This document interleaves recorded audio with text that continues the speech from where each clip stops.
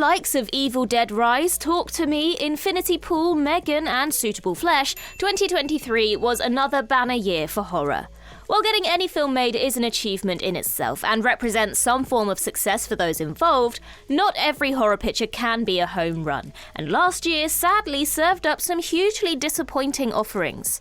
So with that in mind, I'm Ellie for What Culture, here with the 10 worst horror movies of 2023. Number 10, Five Nights at Freddy's.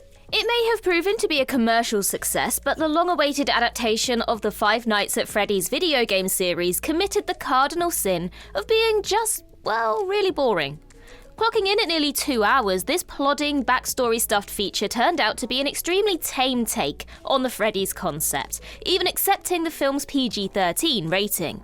What should have been a tight 90-minute rollercoaster ride is instead a genuine slog packed with trauma-laced flashbacks, cringeworthy YouTuber cameos, and a distinct lack of actual scares. Though the practical animatronics look pretty good and Josh Hutcherson tries his damnedest to elevate the ropey material, Five Nights at Freddy's feels like a total missed opportunity to make the wider world realise why these games are so beloved. Number 9, We Have a Ghost. While director Christopher Landon clearly intended for We Have a Ghost to have a Beetlejuice vibe, the end result is a toothless, charmless, family-friendly horror comedy, with David Harbour cast as a mute ghost in a film filled with an exhausting amount of exposition. With a brutal 127-minute runtime, We Have a Ghost feels at least half an hour too long, has way too many subplots and unnecessary characters, and what should have been a breezy romp is instead a disappointing bore.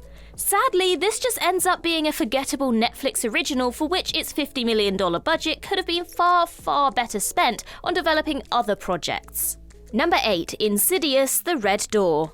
The Insidious franchise has felt tired for a good while now, but the recent 5th entry proved to be the worst of the bunch. Although its substantial commercial success proves just how bulletproof horror can be when it comes to box office returns. Though it was fun to see franchise star Patrick Wilson tackle directing duties this time out, the script from Halloween Kills Scott Teems gave Wilson so little to work with, ensuring that Insidious The Red Door was a dull, uninteresting jump scare fest. Everything here just felt like offcuts from the series' better movies, with it being difficult to really give a toss about any of the characters.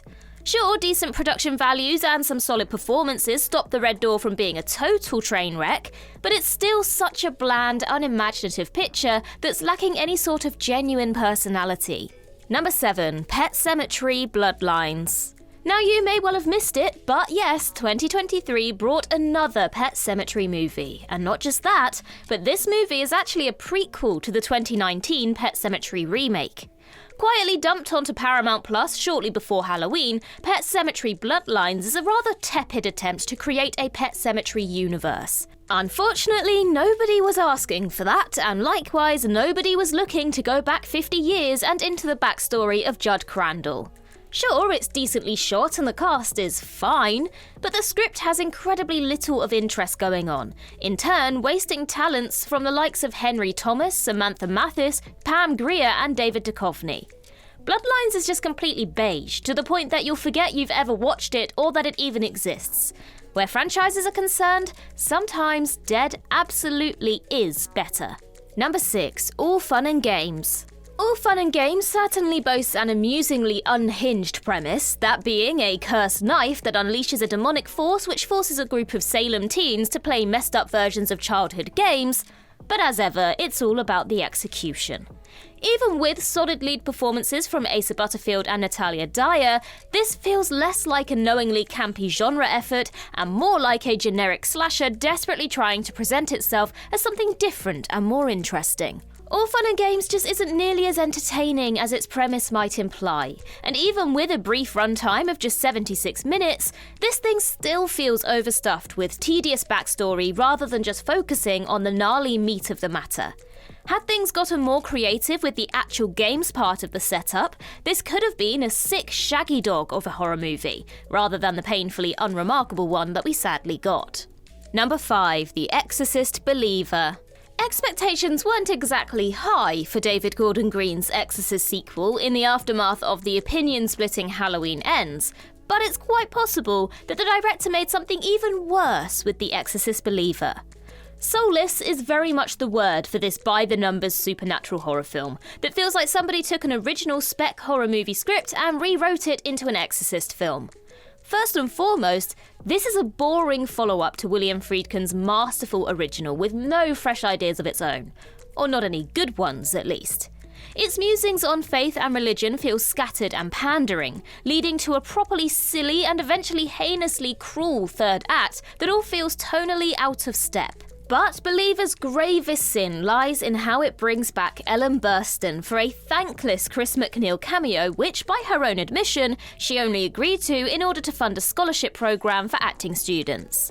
Yet, given that Believer turned a solid profit, Universal will undoubtedly be moving forward with their 2 planned sequels. Oh, thank God for that. Number 4, Dear David. An adaptation of Adam Ellis's popular Twitter thread of the same name, Dear David was such a disappointment. Easy though it is to scoff at movies adapted from tweets, this one actually had a ton of potential given the spookiness of the original viral ghost story. Yet, as it turns out, expanding a bunch of tweets into a worthwhile feature-length film is actually pretty damn difficult. And so, Dear David fails to recapture the sinister vibe of that original thread, struggling to bring anything new or inventive to the table, and instead padding the story out with yawn-inducing bloat to reach a 95-minute runtime. In terms of scares, or at least attempts at scares, there's absolutely nothing here you haven't seen done much better elsewhere, while the fleshed-out story ends up robbing it of the original's claustrophobia-laced suspense. The lesson here? Not every creepypasta needs to have its movie rights sold off. Number 3, Cocaine Shark. Cocaine Shark falls flat on so many levels. Firstly, this isn't a film about a cocaine-snorting shark that goes on a bloody rampage. No, this Mike Polonia movie was already in post-production when the decision was made to change its name to cash in on Cocaine Bear's success. You see, Cocaine Shark doesn't actually involve cocaine. Instead, it's about mutated sharks who are accidentally released and wreak havoc on the surrounding area. Even accepting that this was made on a shoestring budget with handcrafted special effects, there's depressingly little charm to Cocaine Shark. Rather, there's just awful production values, some ropey acting, and a totally jumbled script. Number 2, Children of the Corn. Was anyone particularly asking for an 11th Children of the Corn movie? And to make matters worse, one that spent the best part of 3 years stuck in post-production? While some of the film's youngest cast put in a solid shift here, this latest Children of the Corn offering, which is actually just called Children of the Corn, can't make its mind up whether it wants to be a thoughtful horror movie with something to say, or a schlocky horror picture that's a bit daft. As such, despite having social commentary about police brutality and GMO crops, this feels like an attempt at elevated horror that sadly veers towards unintentional comedy. And number 1, Winnie the Pooh, Blood and Honey. Was anything else ever going to be number 1? No matter how bad the other movies on this list were, they didn't drip with quite so much uncut cynicism as Winnie the Pooh, Blood and Honey.